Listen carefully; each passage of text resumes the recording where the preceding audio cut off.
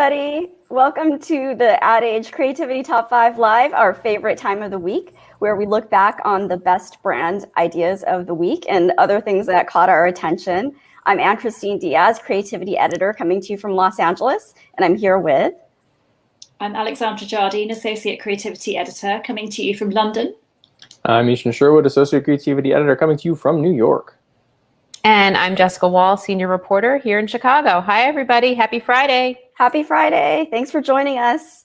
But before we get started, make sure to tell us who you are and where you're watching from, because we would love to give you a shout out. And also tell us what you think of the work as we start to discuss it. And if you're watching on our social channels and you like what we're doing, make sure to share, subscribe, or retweet. So kicking it off, we have a really beautiful spot. Ishan, you want to tell us about that? Yeah, so Adobe tends to showcase the amazing visuals that you can make with its software in its ads. And we've got a new spot from 72 and Sunny and production company Reset that does exactly that for Premiere Pro. So let's take a look. Tonight, I'm gonna have myself a real good time. I feel alive. So don't stop me now. Don't stop me. 'Cause I'm having a good time, having a good time. Shooting star leaping through the sky like a tiger, defying the laws of gravity. I'm a racing car passing by like Lady Godiva. I'm gonna go, go, go. There's no stopping me. I'm burning through the sky, yeah. 200 degrees, just why they call me Mr. Fahrenheit. I'm traveling at the speed of light. I wanna make a supersonic man out of you. Don't stop me now. I'm having such a good time.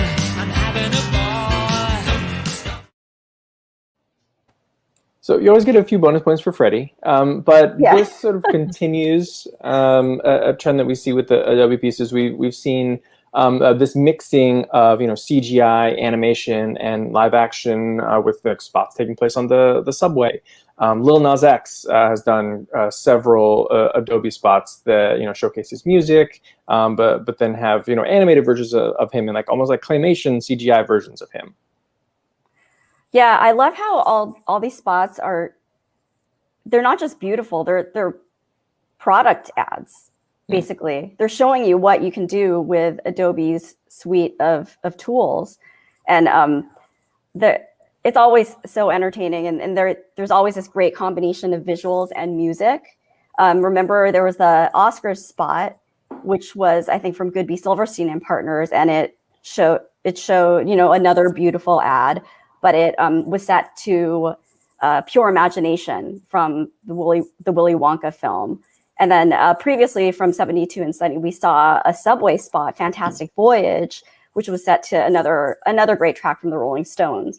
So I just love the attention to craft that we always see in Adobe's films, which are also product ads. So just awesome work there. Alex, Jessica, what did you guys think? Yeah, I think the music choices are amazing in these spots. And I love the way that in this you had, the skyline bouncing up and down to the music. It was just so well integrated. Some great moments, like going through the different floors of the apartment block. And I also felt it was kind of relevant to the stage we are in the pandemic, maybe. Yes. You're sort of perhaps still on your sofa at home, but wanting to go out, but having to partly imagine it. And that's the great thing about, you over the past year, people have been able to use technology to pretend they're in a different place. Yeah. whether it's like your Zoom background or your Instagram story. I know this is something slightly different with Adobe, but I think it taps into that quite nicely. Yeah, it does. In a way, it could be one of those return to normal ads, transitioning from life on the couch to the world out there in a way. Mm-hmm. These are kind of in the same vein as the Shot on iPhone campaign, right? Like, you can do all of this, and you can do it with like a piece of technology that you have in your pocket, you have at home. And I think all of like that message probably would have been a lot harder to do 5-10 years ago when, if you wanted Adobe Creative Suite, you had to shell out $2,000 or, go to your school computer lab. That's pretty much the only way you could do it. But now, you pay $50 a month and you have it. Same with your iPhone, right? You pay Verizon $30 a month and you have a $1,200 iPhone, and you've got an entire suite of like video production tools. Yeah. And it is interesting as the Adobe products have evolved, as you're saying, so has the advertising. I feel like it's gotten better along the way. So yeah, another fantastic ad from Adobe. But moving on, we have a more, a completely different idea from MasterCard. Alex, tell us about that one. Yeah, so MasterCard has come up with a gift card that doubles as a way to remind us of the plight of endangered animals. It's a campaign from McCann XBC called the Wildlife Impact Cards, and they feature images of creatures, but instead of the expiration date for the card, we have the potential extinction date of that animal. Let's take a look at the video.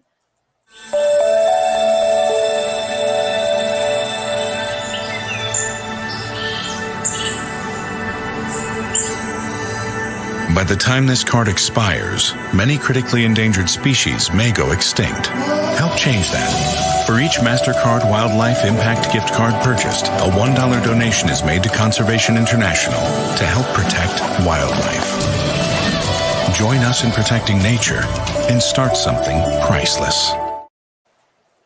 I just thought that was a very kind of a simple but very powerful idea.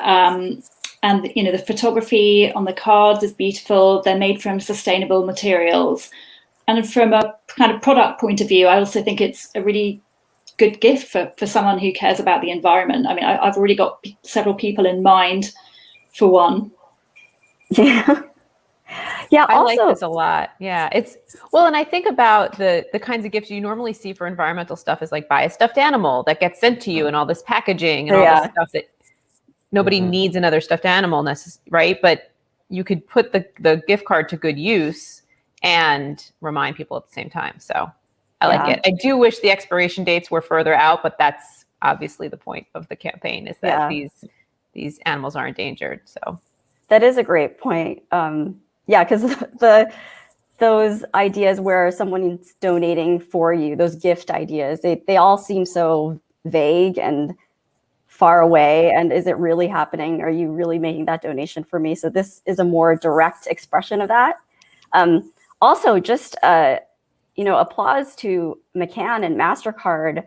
They've had such a great relationship of creative idea, of making amazing ideas over the years, from Priceless to the True Name card, for example. We've seen McCann and MasterCard come up with these ideas that turn the card itself into the idea. With the True Name card, it allowed transgender customers to put their names of choice on their cards. And now with this gift card, it's also creating this other message beyond the product itself. So I just thought that was a fantastic evolution of what they've been doing this whole time. I do imagine someone using this at like the gas pump and just like feeling bad about it. But I mean, maybe that's a kind of bonus here. Yeah. So before we move on, we have some shout outs. Jessica, you want to read those? Sure. Yeah, we have Herbert from New York, Steve from Virginia, Delaney from California, Peyton from Pennsylvania, Juliana from Mexico, Derek from New York, Dana Marie from Illinois, and Luis from Mexico. Hi, everybody. Thanks for joining us. Thanks for joining us.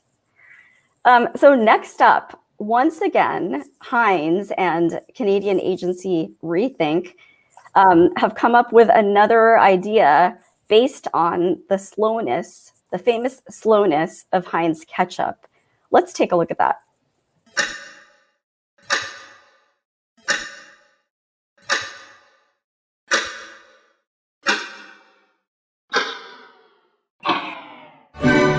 I've been stuck in traffic for the last 2 hours. What's the holdup? What should take me 5 minutes takes me about 30.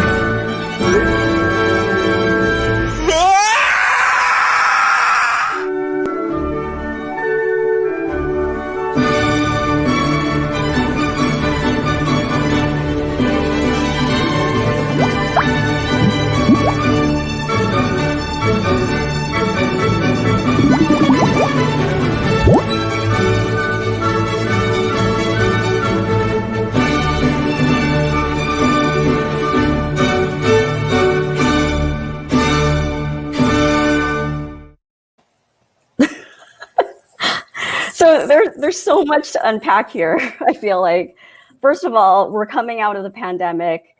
Everyone's going to be, going crazy, wanting to go out and travel. So it's building on that idea of everyone getting out. And yeah, I've been noticing traffic is getting super bad in LA again.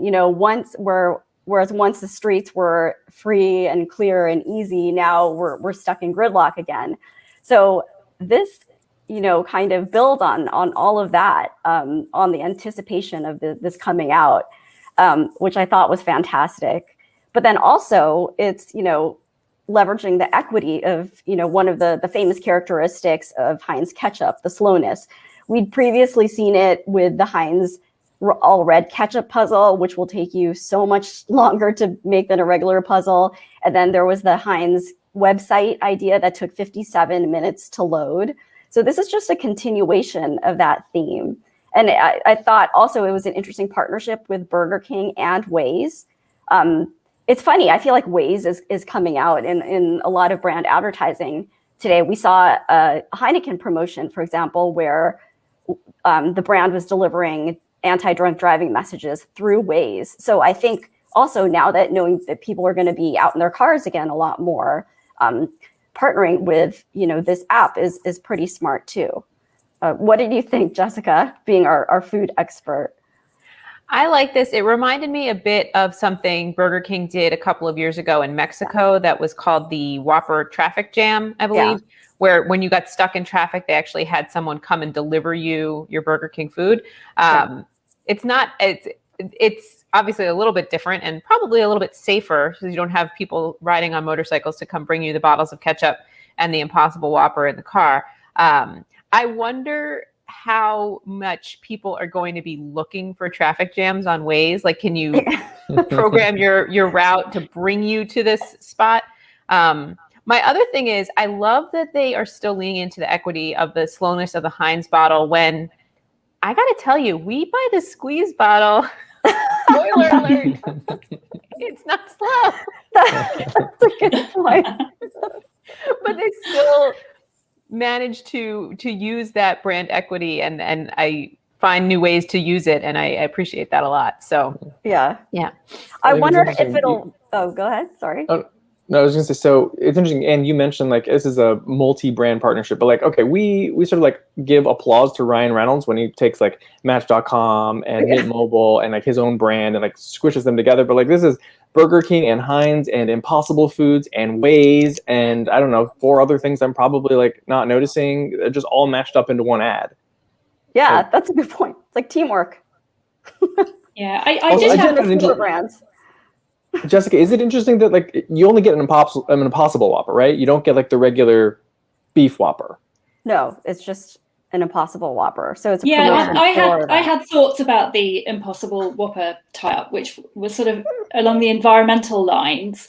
If you are eating an Impossible burger because you care about the environment, then surely you shouldn't be driving around everywhere, clogging up the road. You could be in an electric vehicle, though. You could, but it's like, as I always think when people like my father-in-law will comment when they're driving around, like, why are all these people driving around? I think, well, you're one of them. You can't complain about a traffic jam if you're in the car driving somewhere. Yeah. It's my road, damn it. I wonder if it works if you just like drive slowly down your street, or does the Waze app determine if you're driving slowly, but also bumper to bumper with something? Can you just drive slow? What's the critical mass? Do you need 7 friends and you just all drive down the street together? We're gaming the system. Yeah. Can I make a confession here on Top 5? I've had probably dozens of Impossible Burgers, and the only one I did not like was the Impossible Whopper. Yeah. I've only had one, so I don't know. What did you not like about it? Overcooked. They cooked it too much. It was dry. It's the flame grill. You know? You have to put that one in the microwave. Speaking of food. And speaking of Burger King. Yeah. Right? Are we going to talk about the next item on our list? Yeah. Okay. So sticking with Whoppers and sticking with Burger King, we have the launch of the Chiking. In case you missed it, that's the name of the new Burger King chicken sandwich. Let's take a look at this video from David Miami. Look at it. Look, Burger King, Chicken King. The Whopper better run. Forget the Whopper, baby. Now this is what a sandwich should be. Rest in peace. Oh, Burger King. Flame grilling used to be your thing, but now... Chiking. People are going chicken crazy. Chiking. Chiking. And you've caught them red-handed in a hand-breaded chicken coup. Is this foul play? Chiking. Has the Whopper finally met its match? Will this clucking nightmare end? Or is it only the beginning? Run, King! Run! They've given the Whopper a run for its money. The Chiking is here to stay. Is this my new favorite sandwich at Burger King? Oh, no. Did we just outdo the Whopper? Chiking. Chiking. Chicken. Chicken. Okay, Jessica, you have to tell us about this. All right, I have to stop laughing first. So if you didn't recognize it, that was the voice of actor Paul Giamatti channeling the innermost thoughts of Burger King's king, who is clearly getting upset because people think the chicken sandwich at Burger King is better than the Whopper. It's an interesting ad. There's a lot of little nuggets, chicken nuggets maybe, in there for you if you take a look. A throwback to Subservient Chicken. The twins in the ad are twins from a previous Burger King ad. I spotted some writing on the wall that feels very The Shining to me. So yeah, like literal writing on the wall. Was there little? Yeah, there's a poster, and you could see it there. There's like the writing repeats and repeats and repeats. So there are a lot of little things going on here. The sandwich debuted yesterday officially, and if you order it on the app, you can get a free Whopper with the chicken sandwich, so you can compare the two for a couple of weeks. So, and you've tried it. How was it? I've tried it. I recommend the spicy one if you like the spicy chicken situation. The regular one tasted like a regular chicken sandwich. It is definitely better than Burger King's previous chicken sandwich. I think the spicy one can be up there in the consideration set with the other popular chicken sandwiches that are on the market right now. So it's done a little bit differently.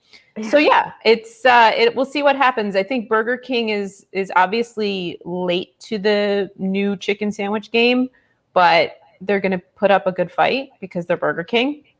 And yeah, we should also note that actually, Anne Christine, I think you spotted yesterday, there's a new Twitter account for the Whopper that is clearly having a beef, if you will, but with the chicken sandwich, with the Chiking. So you could check that out and see some of the tweets that the Whopper is putting out there. So yeah, all of a sudden, the Whopper, which never was on social media, comes out with its own Twitter account, and the first tweet isn't about how great it is and how flame grilled delicious it is, or its soft, cushiony sesame seed bun. The first tweet is actually about the Chiking. So jealous much? I don't know. I mean, that's what the strategy is for this campaign. You know, putting the Whopper against the chicken sandwich, which I thought was interesting because Jessica, you reported on McDonald's chicken sandwich launch, and that was interesting too because to promote that, McDonald's relied on the other products on its menu, like the fries and I think the Quarter Pounder. So there's like some interesting product interplay in both of these campaigns. Well, and both campaigns, I think, do a good job of reminding you of the other products at those restaurants. Yeah. Rather than reminding you that everybody else has a chicken sandwich. Oh, right. Yeah. If we're McDonald's and we tell you about the fries and the McRib and things like that, then we're going to keep reminding you of McDonald's. And Burger King's doing the same thing, reminding you of the Whopper rather than reminding you, oh, Popeyes has a chicken sandwich. KFC has a chicken sandwich. Wendy's has a chicken sandwich, right? It's an interesting marketing. But it's kind of a dangerous one as well, though, isn't it? Because you're almost like cannibalizing your own products. It's almost like turning the chicken sandwich wars into an internal kind of civil war within Burger King.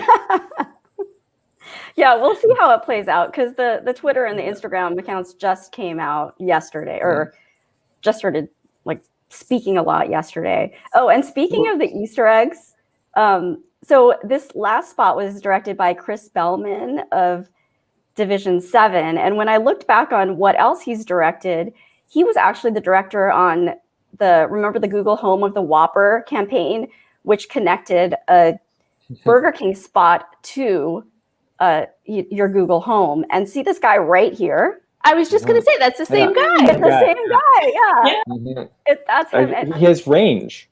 He does. He has a lot of range. Yeah. I got big Moses Storm. Oh, sorry. I got big like Twin Peaks Black Lodge vibes from the Chiking spot. But speaking of the social media, the new Twitter account, so we were showing it there, and it said that it follows one account.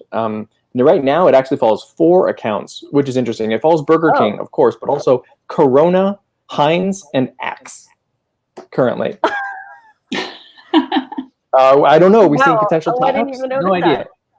So that was as of yesterday. Like since yesterday, it's added 3 more follows. 3 more, right? Yeah. Huh. So as of like this moment, it is 4 accounts it's following.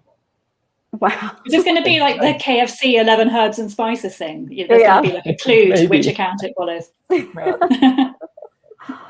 Anyway, moving on. We've been talking about going back to normal, and we've been seeing a lot of ads commenting on that. And we saw a new one from Google, this one for the UK and from Agency Uncommon. Let's take a look at that. Only for the UK. Only for the UK.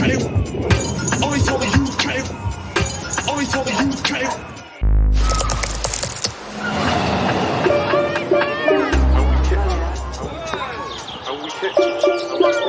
I'm so happy here. I can live free. How do you?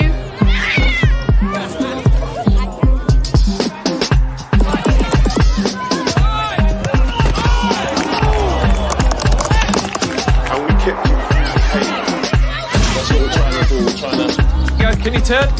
Good. Well played. Nice. We're in. And I've been supporting England from probably about the age of 3. Joking. You know what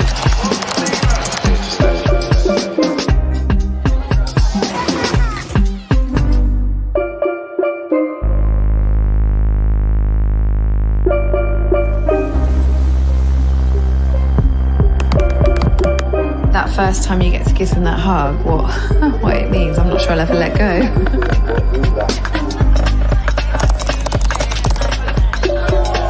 Hyper vibes. Everyone's in the middle, everyone's dancing, everyone's happy.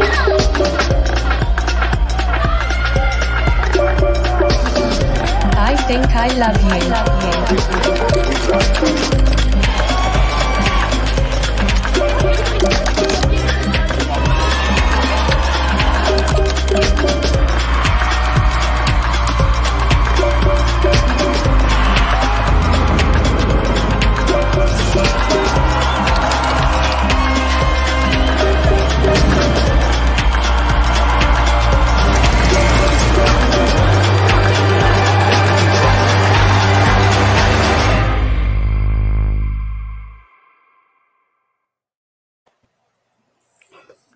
So yeah, that was from Agency Uncommon, and it was for me, that was interesting because it was emotional, but not in a way that Google ads are. Usually I feel like I've been put in a blender after watching a Google ad, like want to grab the tissues, but it wasn't so much. Maybe it's because the music wasn't as overly dramatic. I don't know. What did you guys think? Alex, you're the one who wrote about this. I thought it was more kind of thought-provoking than emotional. It certainly made me think about, what are we all thinking about and searching for, and wondering at this point in time when everything still seems a little bit uncertain, or it does here anyway. So I thought it was good. Yeah, I mean, Jessica, had you seen this one before? I had not seen this one before. I did like the music. It definitely left me. I agree with you that I wasn't tearing up like I normally tear up from these Google search bar ads. Yeah. And maybe that was because of the music. I almost thought it was going to be a Father's Day ad at first. Yeah. And then it was obviously more about the freedom after lockdown. I don't know if it was as well connected as some of the stories that Google has told before in these search ads, but that's also part of it, I think, is that everybody's coming out of lockdown in different ways and looking for different things. The pictures were great. The pictures were really great that they used to illustrate some of the stuff. So, yeah. Yeah, you brought up a good point, like the point about it could have been a Father's Day ad. I think that's, for me, what, like, didn't make it like perfect, was that it could have been a lot of different ads coming out at different times. Whereas I feel like it could have been more sharply focused on the idea of coming out and, being back in the world. There was so much out there that I didn't see it fully as this back to normal ad. Maybe that was my assumption, though. Maybe it wasn't supposed to be that. I don't know. Ishan, what about I think it was meant to be a kind of summer. Sorry, Ishan. From what they said, it was meant to be like, beginning of summer, and there's all these things going on. There's the football. There's maybe Father's Day was in the mix somewhere. Maybe they were just kind of trying to put a lot of different events together, and maybe that's why it seems a bit kind of disparate. I'm not sure.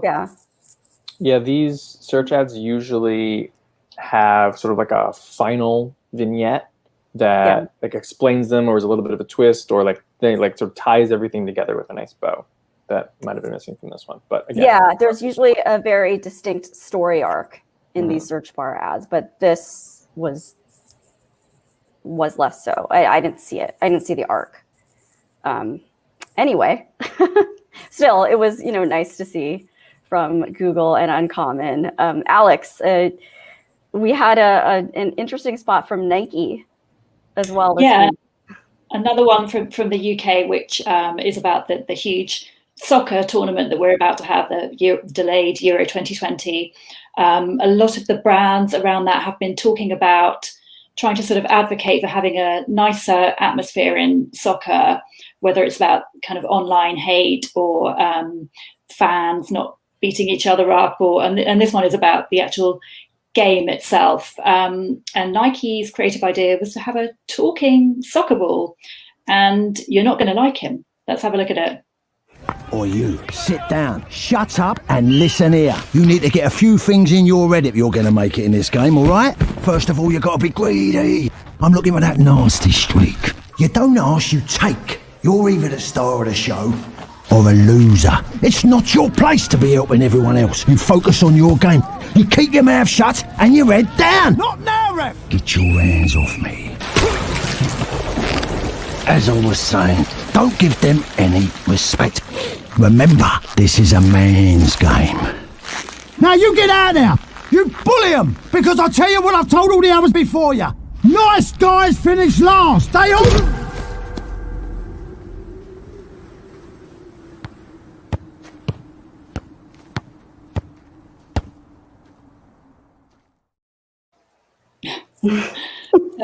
Thank God for Marcus Rashford, eh? Yeah. That was by Wyden and Kennedy, and the director was Rich Hall of Riff Raff. What does everyone think of that? I mean, you mentioned this, and like you're right, but it's very like Lock, Stock, and Two Smoking Barrels, right? It's a Guy Ritchie film put into a soccer ball. Yeah.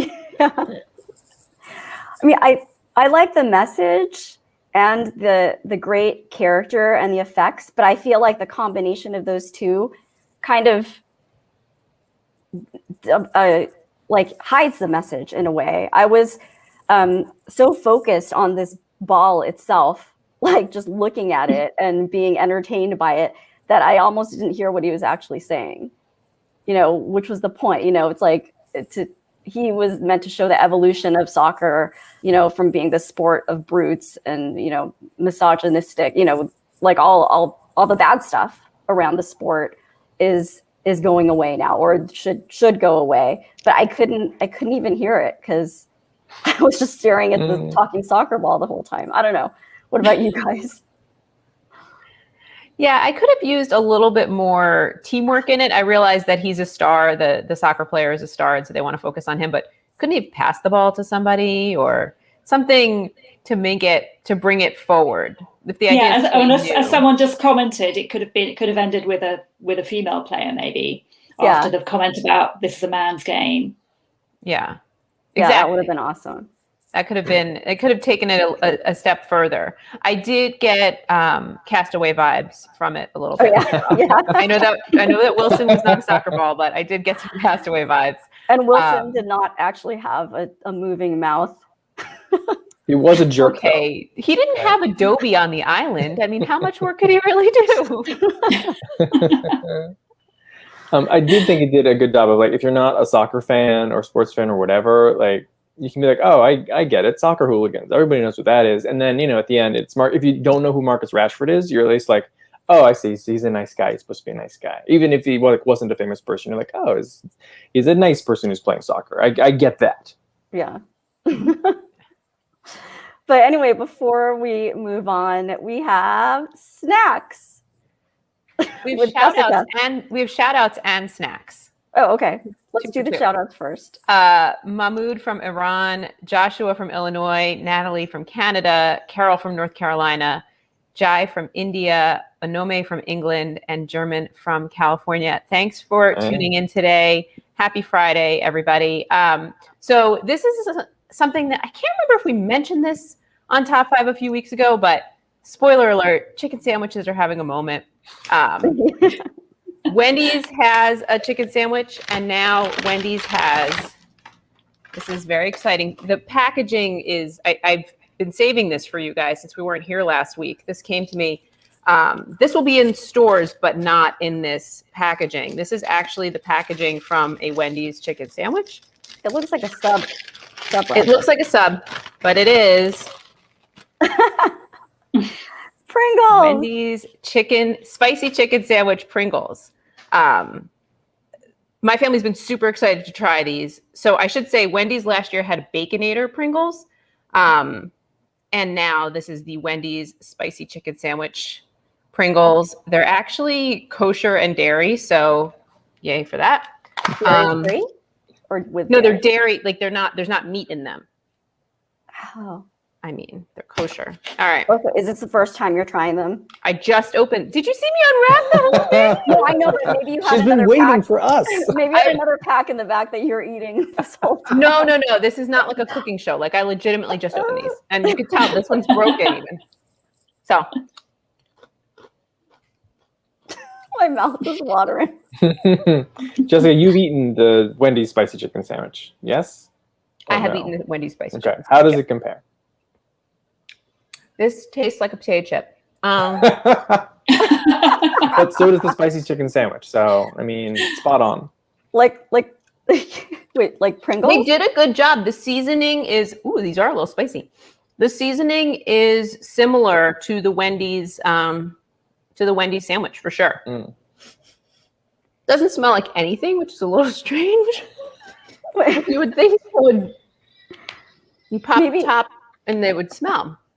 So does the heat come later? Look, oh, that's cute. Yeah, the heat takes a second. We should say that there's such a demand right now for anything chicken sandwich related that I feel like this is a fun way to remind people that there's other products out there, right? We were just talking about the Burger King one. McDonald's has a new one. So yeah, these are pretty good. I don't know if they taste like chicken or just more like seasoning, like seasoned Pringles. Oh, what's the heat level compared to like Cheetos or one of the other spicy, like Flamin' Red Hot? This is not a Taki. This is not a Flamin' Hot something, but there is a little bit of heat. I'm not gonna make it through without some water. So Pringles always wants you to stack Pringles and different flavors. Yeah. What if you took a spicy chicken Pringle and a Baconator Pringle together, and then you can compare that with doing that with the actual sandwiches, or putting that in an actual sandwich. Actually, like the hash browns on the. That's a great idea. They're not bad. They've got more heat than chicken, I will say. There's my review. More heat than chicken. But I feel like I'm thirsty after this, so maybe we should find something to wash it down with. Ishan, can you help me out with that? Sure. So at number 1, we've got a Pepsi spot. The thing is, at McDonald's, Wendy's, and Burger King, you're not going to get Pepsi. You're going to get Coca-Cola, and that's kind of the point of this ad here. As you can see, I guess that's the king around McDonald's and Wendy, right? Like we don't have any heads, so there's plausible deniability here. We just happen to have a clown royalty and a young woman who just love their Pepsi. But obviously, yes, here the point is you can eat all these things at all your favorite places, but it really would be better if you could wash it down with some Pepsi. Yeah. There are some cool things. If we scroll down a little bit, you can see. So you see the Pepsi Globe logo. And one thing I really liked about this is, so they took the wrappers and folded them to get a section that looks like Pepsi. And this is actually done by an origami folder. Yeah. And are those really the wrappers of these? So I spoke with Pepsi about this, and they are really the wrappers, but they were folded in very strategic ways. Also, we should point out that it's a good thing they did this campaign when they did, because once Burger King replaces all of its packaging with the new packaging that they came out with this year, there won't be any more blue. Right? Wow. So yeah, they found ways to fold it. I didn't get the name of the origami artist, but they did have somebody do this so that the origami is done in that way to make it clear that Globe logo can be found. And at 9 out of the top 10 burger restaurants, you could only get Coke, not Pepsi. I found that really fascinating about your story. I had no idea that Coke was so ubiquitous. How do you break through? Jessica, do you know like details on like how those relationships are made? Like relationships, yeah. I mean, there's been lots written about the relationship between McDonald's and Coca-Cola specifically. Yeah. That's one that was a handshake deal not a million years ago, in 1955, between Ray Kroc and a million years ago in advertising times. But it's those relationships get built up and get signed, and it takes a long time to get people comfortable even with the possibility of switching a drink at a restaurant. It's so ingrained in the culture. There was a bit of a shakeup years ago because Pepsi owned fast food chains, and so people at other fast food chains were nervous about Pepsi's dominance with KFC and things like that. So they broke off from Pepsi back in the day. Wow. I'm getting way too deep dive and like this nerdy could be a here. Whole series, like an HBO series. It could be the Soda Wars. Soda Wars. Or the chicken sandwich wars. But I think that this comes at an interesting time, because if you think about how people are ordering fast food now versus how they were pre-pandemic, a lot of times people were out on the go. You would get your food with a drink, right? You would go and get a burger, fries, and a beverage. Now, if you're eating more meals at home, or during lockdown in particular, you're eating more meals at home, maybe you're just getting the sandwich and the fries and drinking whatever you have at home. Right? Mm-hmm. Yeah. So it's more likely that you might have Pepsi in the house. So it's a good time for this campaign to come out. I think so. Kind of. And it kicks off summer, and I think it was National Burger Day. It was National Day of something. Today's National Donut Day, by the way. Happy National Donut Day, everybody. Happy donuts. But I love, go ahead. No, I was just saying, we should mention this is from VaynerMedia and Alma. But yeah, it makes perfect sense, right? Like the soda has a massive markup. You know, if you are a burger chain, you want to sell that soda. You want someone to buy it. It doesn't really matter how much they pay for it. You're still going to make money on it. Yeah. But I love also the playing with the icons. You know, earlier we saw Burger King playing with its own icon, the Whopper, and now Pepsi challenging its big competitor with various icons associated with it. it just goes to show how far, you know, brand equity can carry a message, even though it's not yours. And Burger King has played with other people's mascots before, right? We've seen Burger King to poke at McDonald's a lot. There was, what was the print ad of the King and Ronald McDonald, the King and Ronald McDonald making out? Yeah.